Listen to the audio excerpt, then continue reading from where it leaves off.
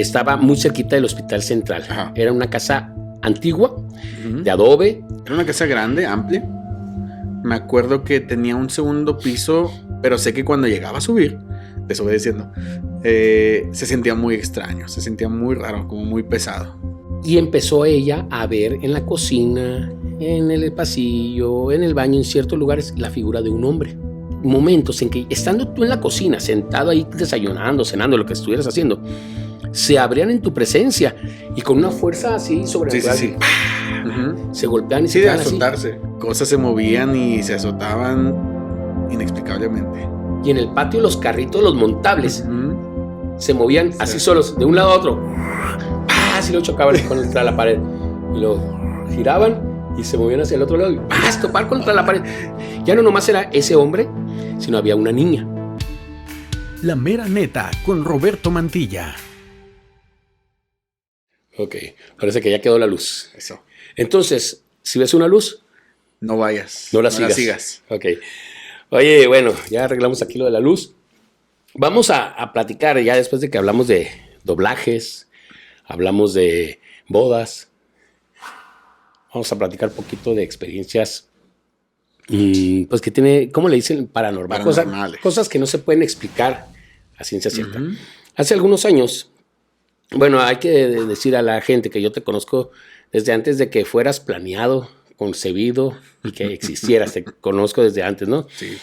De chiquito yo te usaba para enganchar a la que ahora es mi esposa. Te iba con tus papás y les decía que si me daban chance de llevarte como bebé. Para pasear. Sí, para pasear, ajá. Y pues obviamente a tus papás les gustaba. Y a mi esposa pues fue como la conquisté. Porque, ay, mira, te gustan los niños, qué tierno te ves de papá. Y téngale. Y la convencí. Entonces me sirvió la estrategia. Pero ya más adelante, cuando tú eras niño, nos tocó a nosotros vivir en una casa en el centro de la ciudad de Chihuahua. Una casa que tenía ciertas particularidades. ¿Tú de qué te acuerdas de todo eso que sucedía ahí? Mira, me acuerdo que era una casa grande, amplia. Me acuerdo que tenía un segundo piso al cual siempre que yo subía, pues estaba muy raro, la verdad. Se sentía muy, muy raro. No había nada. La verdad era como una bodega, pero muy desordenada. Y siempre fue una bodega muy desordenada, donde el tilichero, ¿no? Y siempre a mí me decían, no subas allá.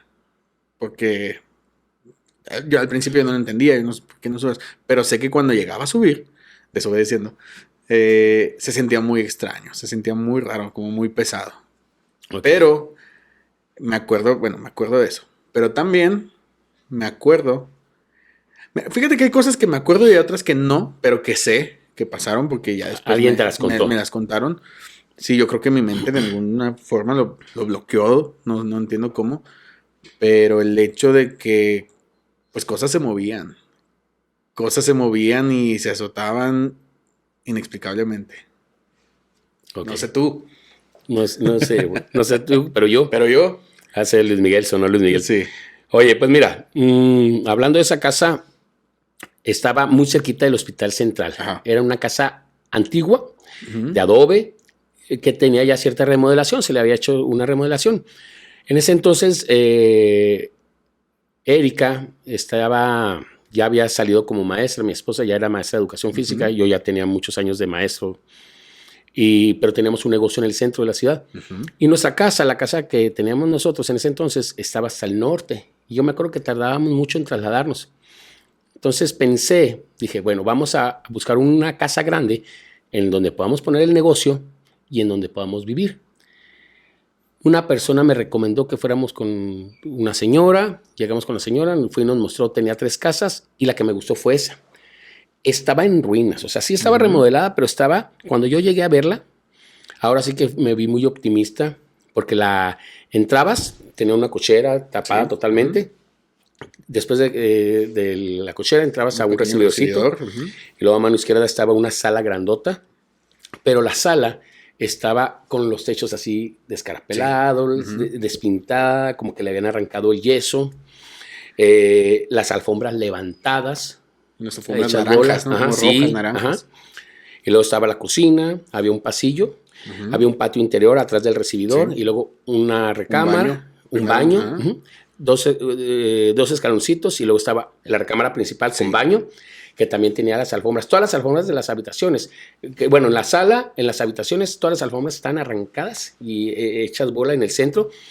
Y en donde había closets, las puertas de los closets las habían arrancado y las habían aventado al centro, así arriba de las alfombras.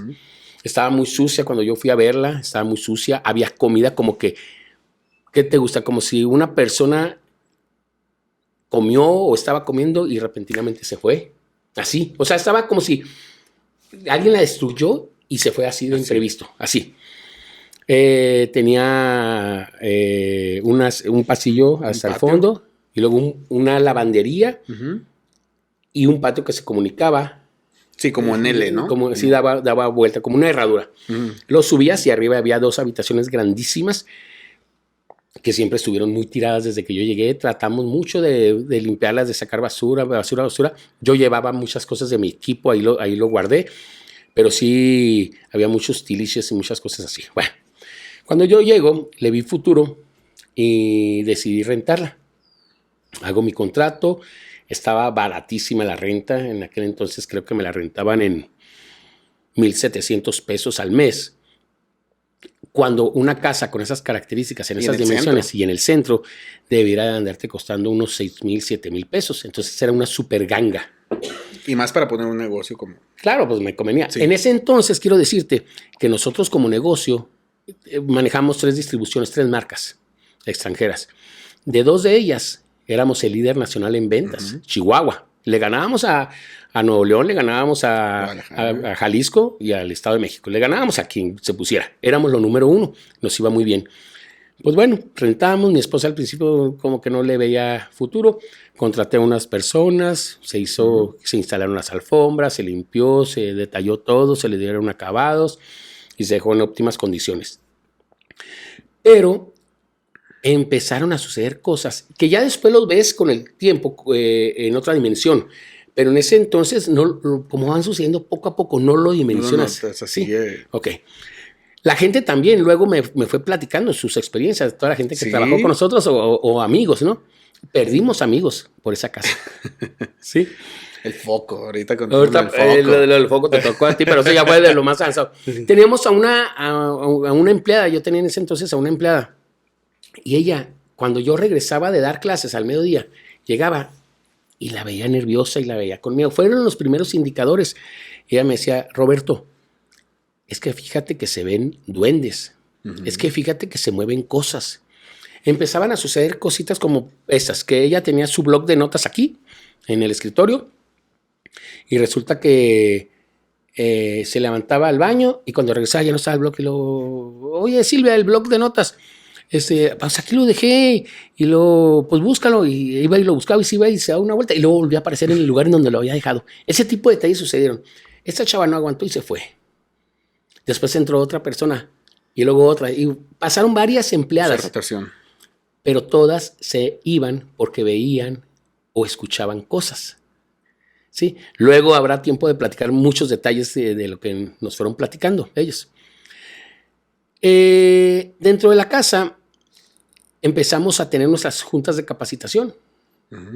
Y todo perfectamente bien. Pues usábamos la tecnología de aquella época, conectarte a la televisión, a la computadora, dar tus juntas, todo perfectamente bien. Pero mi hermana, que pidió chance de meter también su negocio ahí, ella empezó a ver a un hombre. Okay. O sea, de repente estaba acomodando ya producto, mercancía que llegaba, y luego un día ella volteó por el pasillo y vio al final a un cuate que iba caminando.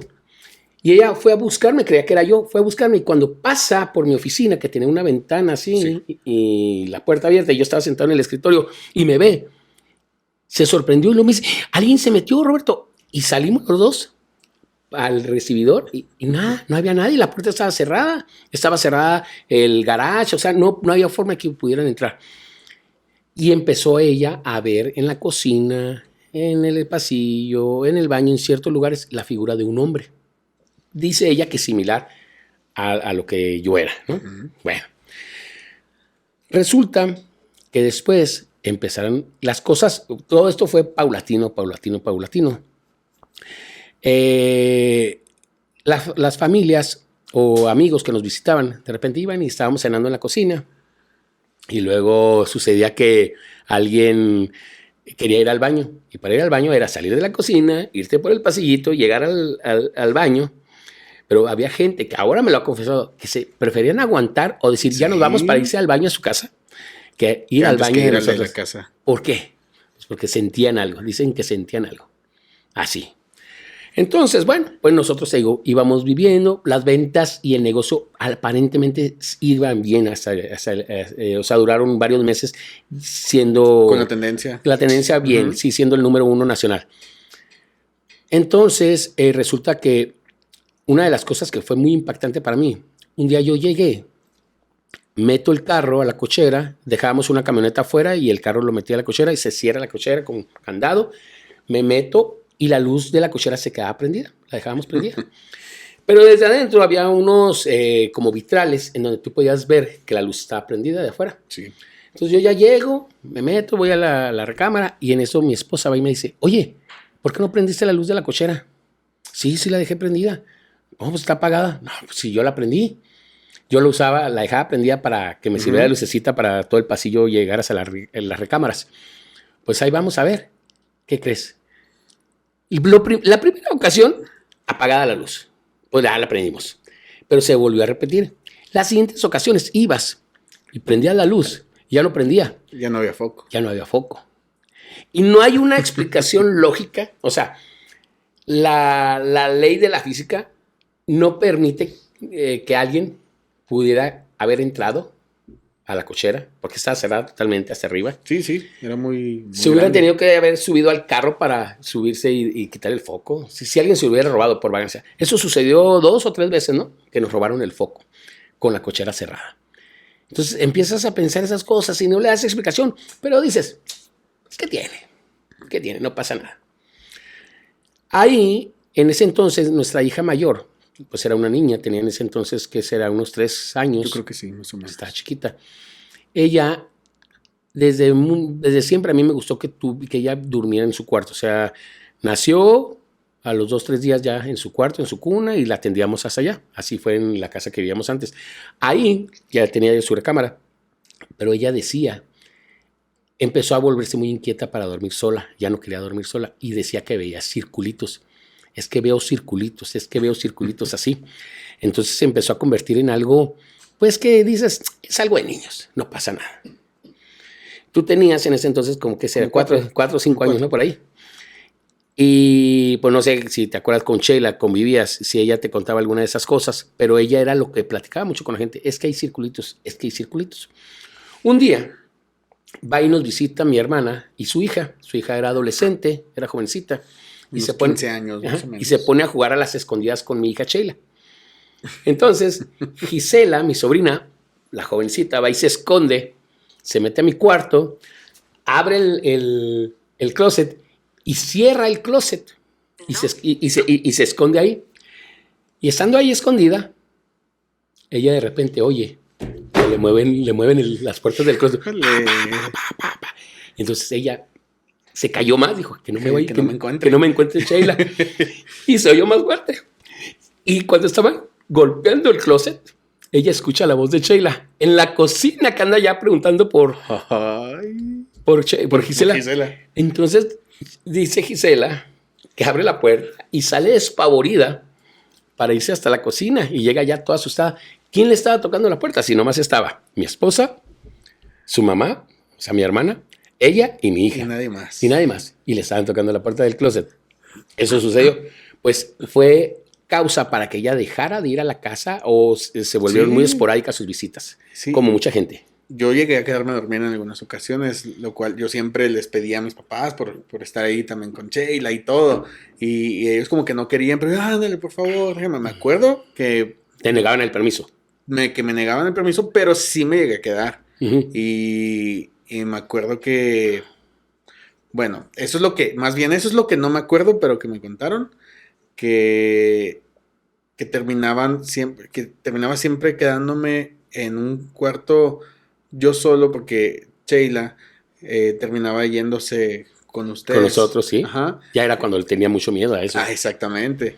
Entonces, yo no sé qué más haya pasado porque quisiera acordarme, pero de alguna forma se me bloquearon esos recuerdos, pero la otra en la cocina de las puertas, las gavetas de la cocina. Fíjate, ahí por ejemplo, empezó a suceder que de repente llegabas, había unas alacenas de todo el piso, desde el piso hasta el techo. Y llegabas tú a la cocina y las encontrabas abiertas, o los gabinetes, ¿no? En donde se guardan los trastes estaban abiertas. Pues llegabas y las cerrabas. Y luego volvías a ir al ratito y están abiertas, así. Pues al principio no le prestas tanta atención, pero llegó a suceder momentos en que estando tú en la cocina, sentado ahí desayunando, cenando, lo que estuvieras haciendo, se abrían en tu presencia y con una fuerza así sobrenatural. Sí. Se golpean y se quedan así. Azotarse. Y te daba... Bueno, a mí, yo era muy escéptico de esas cosas, pero no me daba mucho miedo, o sea, me sorprendía y trataba de encontrarle la explicación lógica, ¿no? La raza que estaba ahí algo tenía que haber pasado, ¿no? Una explicación. Yo buscaba una explicación, pero no había tal. Siguió pasando el tiempo, y resulta que, pues yo traté de investigar, a ver qué onda. Y unos amigos me dijeron que habían vivido ahí unos armenios, unas personas que venían de Armenia, que habían vivido ahí y que se habían ido repentinamente, creo que fueron los anteriores a nosotros, sí. Por eso la casa parecía cuando llegamos que estaba abandonada así de manera repentina, ¿no? Que la habían dejado de manera repentina. Bueno, en ese avance de cosas, resulta que yo viajaba 1 o 2 veces al mes. Me tenía que ir a Monterrey, a Guadalajara, a México. Por la empresa. Sí, por el negocio, tenía que viajar. Entonces lo que yo hacía, se quedaba mi esposa con mi hija y le pedíamos a mi cuñado, al hermano de mi esposa, que se quedara con ella para que no estuviera sola, que no le diera miedo. Pues resulta que mi cuñado, él mismo se considera collón, por eso lo voy a decir. Él dice que es collón. En la noche se levantaba y se asomaba por las persianas que dan al patio. Y en el patio los carritos, los montables, se movían así solos, de un lado a otro. Así lo chocaban contra la pared. Y lo giraban y se movían hacia el otro lado y topar contra la pared. Ese tipo de sucesos. Irán, mi cuñado, sintió miedo, sintió pavor, a tal grado que dijo, ¿sabes qué? Jamás vuelvo a esta casa. Si Roberto le toca ir a viajes, vete a la casa de nosotros con mis papás y ahí. Dijo, pero no vuelvo a la casa. Y lo cumplió, no volvió a la casa jamás. Después de esas experiencias que le tocaron ahí con los carritos, los juguetes. En la pared del patio, cuando llovía, aparecían unas leyendas. Yo al principio creía que habían enjarrado mal. Dije, a lo mejor hay grafitis, enjarraron y se traspasa la información de allá cuando está mojada la pared. Pero lo raro de esto es que esas letras, esas leyendas, yo veía hoy, por ejemplo, ¿no? Y veías así, unos grafitis o unas letras, unos símbolos. Y llovía dentro de una semana y se volvían a aparecer cosas, pero no eran las mismas leyendas. Diferentes. Wow. Entonces, yo nunca identifiqué, no era tan cuidadoso como hoy, como para haber tomado una foto y luego investigar. No. Muchas cosas, desafortunadamente, no tomamos prueba de evidencia. Salvo que nos pongamos a ver videos familiares, que eso nunca lo hemos hecho, fíjate, revisar fotos ni videos familiares, porque ya es que a veces capturas con fotografías algunos aspectos. Y puedes ahí tener, luego te platico una experiencia que me sucedió en Los Ángeles. Y ahí podemos tener este tipo de información, ¿no? A veces capturas algo que no ves a simple vista. Siguió pasando el tiempo. Amigos ya no querían ir. Me acuerdo mucho de Yamin, una amiga que dejó de ir. O sea, yo hasta creí que se había ofendido. Ya después me dijo, Roberto, es que a esa casa no quise volver jamás. Y así mis comadres, muchas personas se alejaron. ¿Qué ibas a decir? No. Es que es increíble que aunque mucha gente por convicción decide no creer en eso, al final de cuentas hay un mundo que no vemos que está ahí y es increíble cómo las cosas verdaderamente suceden y desafortunadamente no a todos les ha tocado como para... Pero aunque no lo creas, suceden. Yo no lo creía y yo la estaba viendo. Tú vivías ahí. Exacto. Es increíble eso. Bueno, fíjate, empezó a haber, Eric, una situación en lo económico, que el negocio de estar en el boom nacional y siguiendo con estrategias manteniendo las estrategias buenas e innovando, así era nuestra visión como negocios. Íbamos creciendo, creciendo, de repente el negocio empezó a bajar, a bajar, de manera totalmente inexplicable. Y no podíamos levantar el negocio, a tal grado que decidí cerrar el negocio ahí y me trasladé a otro local muy pequeño, compartido, ¿sí? Me llevé para allá el negocio. Entonces acá ya nomás nos quedamos a vivir. Pero fíjate cómo son las cosas. A pesar de que era una casa bastante grande, ya no usábamos el recibidor, ya no usábamos la sala, no se usaba el comedor, no se usaba el baño de la entrada, no se usaba el patio interior, no se usaba el pasillo, no se usaba la que fue mi oficina. O sea, muchas cosas las dejamos de usar. Fuimos confinándonos a la cocina para almorzar, comer y cenar. De ahí, un cuarto. Dejamos primero la que fue mi oficina en primera instancia como la habitación de mi hija y la habitación de nosotros enseguida con baño. Esas eran las únicas habitaciones que usábamos. Todas las demás habitaciones se dejaron de usar. Entonces un día yo llegué en la noche. En aquel entonces creo que estaba en el conservatorio todavía. Y llegué ya muy noche. Y cuando llego, entro y al pasar por la que había sido mi oficina, que ya era la habitación de Sheila, me asomo por la ventana y veo a Sheila. Está aquí la cama, aquí está la piecera, acá está la cabecera, y a Sheila parada aquí, inclinada, viendo su cama. Cuando vi eso, dije, yo creo Sheila se despertó y se levantó y se va a volver a acostar. En lo que paso así por la ventana, ¿qué te gusta? 2 metros, y entro por la puerta, giro a la puerta, Sheila estaba acostada en la cama. No había nadie. Se me puso la piel chinita. Sí. Entonces, Eric, empiezas a ver que yo muchas cosas que veía o que escuchaba, no las decía para que no infundir miedo. Pero resulta que gente nos decía, oye, la otra vez, abajo de las escaleras, me pareció ver a una niña, la figura de una niña. Oye, la otra vez, en el patiecito interior, me pareció que andaba una niña. Así, mucha gente empezó a relacionar a la niña. Ya no nomás era ese hombre, sino había una niña. Siguió el tiempo. Iba creciendo la familia. Parecía, ¿verdad? Pero la familia espiritual. Sí. Yo recuerdo que empezamos, invité a un grupo de oración de una iglesia. Fueron ahí los hermanos y fueron y oraban y no cambiaban las cosas. Parecía que iba creciendo, iba aumentando. Y luego iban las siguientes semanas, se agarraban de las manos y oraban. Y luego pues había gente que decían, es que aquí se siente una vibra muy mala, se sienten energías muy malas, se sienten cosas espirituales, eran los términos que ellos utilizaban. Y así seguía. Yo recuerdo que en una reunión de esas de oración, tú estabas ahí. Ok. Y a lo mejor no te acuerdas de esto. Yo creo que no. A ver, cuando estábamos haciendo esas reuniones de oración, tú y Sheila los sacamos al patiecito interior. Ajá, ok. Cuando estaban ahí, tú empezaste a señalar y decías, miren, ahí van volando esos, ahí van volando aquellos. Eso dijiste tú, a lo mejor no te acuerdas. Yo estaba viendo algo, realmente. Tú veías algo y señalabas que algo volaba ahí adentro del patio. Pero eso nunca lo hemos platicado tú y yo. Wow. ¿Te acuerdas de eso? No, digo que hay cosas que bloqueadas. Yo tengo muy buena memoria y muy bueno. Yo me acuerdo de muchas cosas. O sea, te digo, hasta el color de la alfombra me acuerdo. Y me acuerdo de muchas cosas, pero realmente de esa casa hubo muchas cosas que se bloquearon totalmente. Okay. Y no sé ni siquiera por qué, me encantaría acordarme, pero que impresionante. Yo estaba viendo algo entonces, seguramente, porque. Sí, señalabas eso. Dándole como seguimiento con la. Sí, mira, ahí va eso. Ahí va aquello. Perdón. Y tú mencionabas eso, entonces. Sabrá Dios que estaba viendo yo. Sí, quién sabe qué estabas viendo. No, eso pues no lo vamos a saber porque el único que puede saberlo eras tú. Era yo. Pero nos dejaste impresionado a la gente que estábamos ahí porque tú decías eso y señalabas como alguien que está viendo algo. Sí, así. Estoy viendo y miren, ahí van volando y ahí van volando. No sé qué veías, ¿no? Bueno, siguió avanzando el tiempo. Llegó un momento, Eric, en el que Sheila, mi hija, yo la vi que la mandé a su cuarto a dormir. No me quiero ir a dormir. Y luego va, la mando a dormir, la regaño. Te vas a ir a dormir.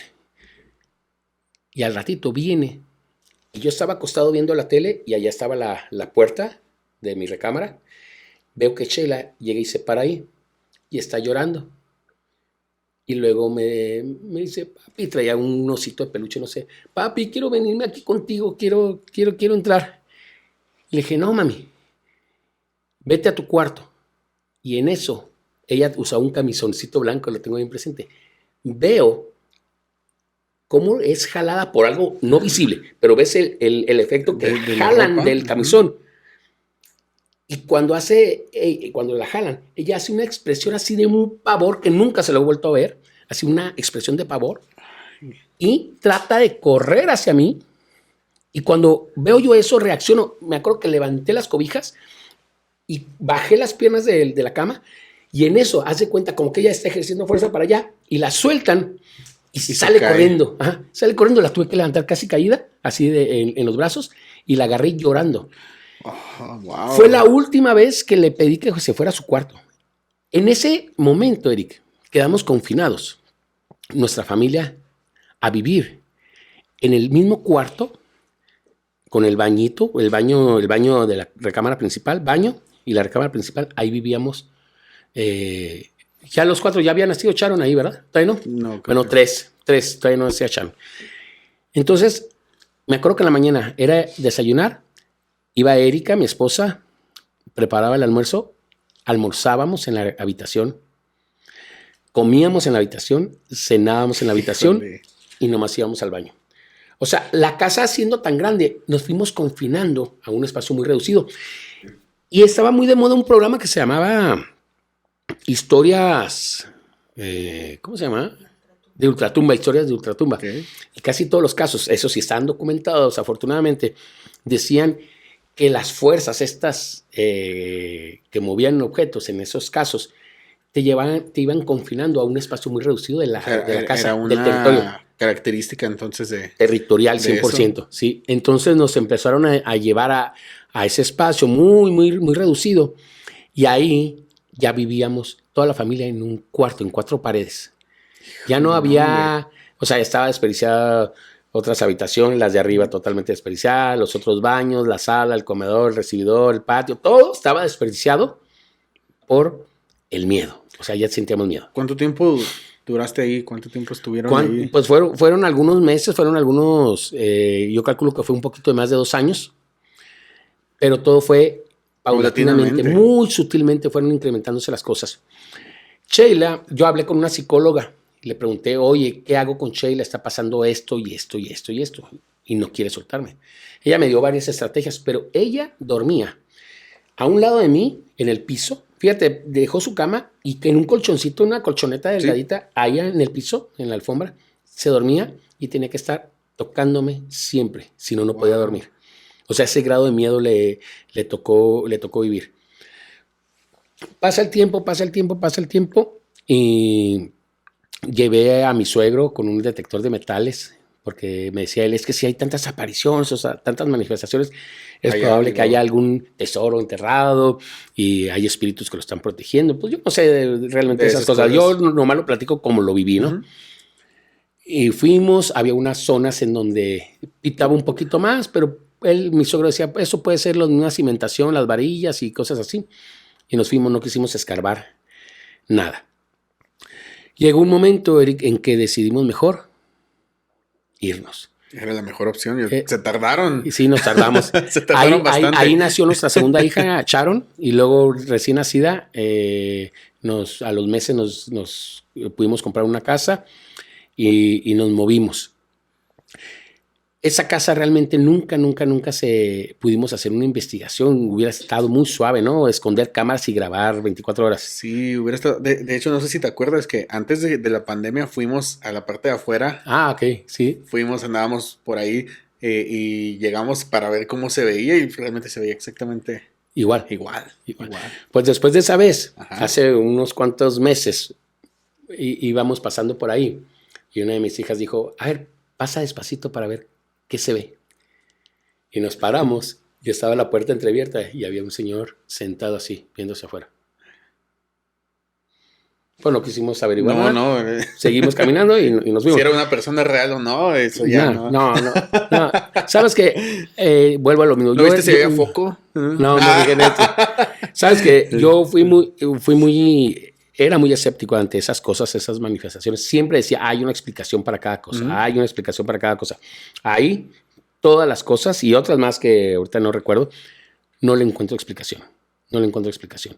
Otra de las cosas era que ahí cuando yo llegué, y a pesar de que había comida tirada, migajas y desechos y cosas así, no te encontrabas ni una hormiga, ni una cucaracha, nunca había un solo insecto, moyotes, moscas, nada, nada había dentro de la casa, nada. Aunque hubieras dejado, ya es que a veces dejas unas migajitas, ¿no? O sea, te cae una migajita y no te das cuenta y en unas horas ya hay está. Un hilito de hormiguitas. No, ahí nunca hubo ese tipo de cosas. Y esa casa he pensado, fíjate, en pedir permiso o rentarla para investigar. Entrar y... Sí, porque ya ves que en Chihuahua hay muchas propiedades que son famosas. Sí. Bueno, pues ahí creo que se volvería muy famosa la Casa de la 31. No voy a decir el domicilio exacto, pero está muy cerquitita del Hospital Central, la zona vieja de Chihuahua, el centro histórico de Chihuahua. Y pues ahí está esa propiedad. Hay un dato muy importante para terminar con el tema. Yo tenía una maestra compañera en ese entonces que cuando me cambié de casa, ella me dijo, Roberto, ¿qué pasó? ¿No? Dije, pues ya, compramos una casa al norte de la ciudad, ya nos cambiamos, esto y lo otro. Ok, me dijo, mira, mis papás viven a media cuadra de donde tú vivías. ¿Nunca supiste lo que pasó ahí? No. Y ella me platicó, esto no me consta, es la versión de ella, Sí. ¿eh? Ella me dijo así, me dice, mira, esa casa sucedió un crimen. Ok. En esa casa estaba un hombre, su esposa y una niña. Híjole. Este hombre un día enloqueció, un día le entró la loquera y mató en tal lugar a su hija y a su esposa. Y después se suicidó. Pero antes de suicidarse agarró a la niña y la arrastró desde este lugar hasta este lugar y dejó un rastro de sangre. O sea, me dio, haz de cuenta, una Detalles. redacción muy explicativa, muy descriptiva. Y cuando escuchas eso y recuerdas lo que viviste ahí y en qué lugares precisamente sucedieron las cosas y en qué lugares la gente veía a la figura de la niña o la figura del hombre, atas cabos y resuelves que tienen de diferentes fuentes de información una historia que encaja y que encaja todo. Sí. O sea, la gente que veía al hombre te lo describe con unas ciertas características. Los que veían a la niña con unas ciertas características. Yo vi a la niña, a mí me tocó ver a la niña. Sí. Y eran unas características así muy particulares que otras personas que también están lo ahí vieron. lo vieron. Pero, bueno, cuando empieza a contarme esta maestra ese suceso, pues a mí me dio cierto alivio, porque dices, bueno, ya encuentro una sí causa, sí, aunque sea esotérica, espiritual o no científica, pero le encuentras, ¿sí? ¿No? Algo subjetivo. Ya tiene sentido. Algo. Pero así fue la situación de la Casa de la 31. Habría que ver ya nada más la parte de los duendes. Lo de los duendes. Porque algunas de las empleadas llegaron a ver algunos Dos empleadas vieron duendes. duendes. Sí. Que no necesariamente fueron duendes como tal. A lo mejor era otro tipo de figura, pero es lo que uno tiene en mente y que lo resuelves a eso, ¿no? Ahora, fíjate, una de las empleadas, luego me di cuenta que ella es adoradora a la Santa Muerte. Ya después de que dejó de trabajar conmigo. Wow. Y aún ella, siendo adoradora a la Santa Muerte, nunca se atrevió a hacer algo. Ya es que podía hacer algún trabajo, dice, ¿no? Nunca quiso hacer nada y ella se fue por el miedo que sentía en ese lugar al trabajar ahí. Entonces sucedieron muchas cosas, muchas desapariciones de objetos, de producto, de cosas así, no robos. La señora que nos ayudaba con el aseo, Viviana, la recuerdo muy bien. Sí, claro, sí. ¿Te acuerdas de Viviana? Sí, Bueno, me acuerdo de Viviana. Viviana dejó de trabajar con nosotros. O sea, fueron muchos detalles de gente que perdimos por la experiencia de la Casa de la 31. ¿Cómo la ves? Pues estaría bueno, como decías, a lo mejor rentarla o algo, capturar. ¿Le entrarías, te atreverías a ir? Yo creo que me atrevería a ir de día. Sí. No, pero por ejemplo, ir a documentar, dejar cámaras. Pues estaría bueno. E irnos bueno. a estar ahí unos días a ver qué observamos y qué escuchamos, qué experimentamos. Estaría bueno echar agua a las paredes, a ver si todavía sale algo de... Eso sucede en el patio, sí. En el patio. Estaría bueno, no sé. Estaría suave. Pues a ver si nos aventamos. Esa era la historia que yo quería que platicáramos. Próximamente en La Mera Neta, ¿no? En La Mera Neta. Casos, ¿cómo se dice? Pues sí, macabros. Macabrones. Oye, Eric, pues muchas gracias por venir. Espero que volvamos a platicar. A lo mejor esto lo dividimos en dos secciones. Muy extremas, ¿no? Así muy... Sí, platicamos de qué, primero de doblajes. De doblajes, de locuciones, luego de bodas en playa. Terminamos hablando de casas embrujadas. Ok. Luego hablaremos a ver de la luna de miel perfecta. Le pondremos de tema cuando regreses. No te creas. Oye, muchas gracias. Estoy pensando en qué forma como reducirlo y resumirlo, pero... Sí. Vamos a ir abordando temas y quiero que vuelvas a estar aquí conmigo y platiquemos. Claro. No como entrevista, sino así como ya más tipo podcast. ¿Te parece? Me parece perfecto. Órale, pues. Muchas gracias. No, gracias a ti. Amigos de La Mera Neta, muchas gracias por habernos atendido. Les invitamos a que nos ayuden haciendo interacciones ahí con las redes sociales, campanitas, suscribirse, compartir, hacer todo esto para que podamos llegar a más gente con ese contenido que hemos creado de manera desinteresada para todos ustedes. Esto es La Mera Neta. Nos vemos en la siguiente. Adiós.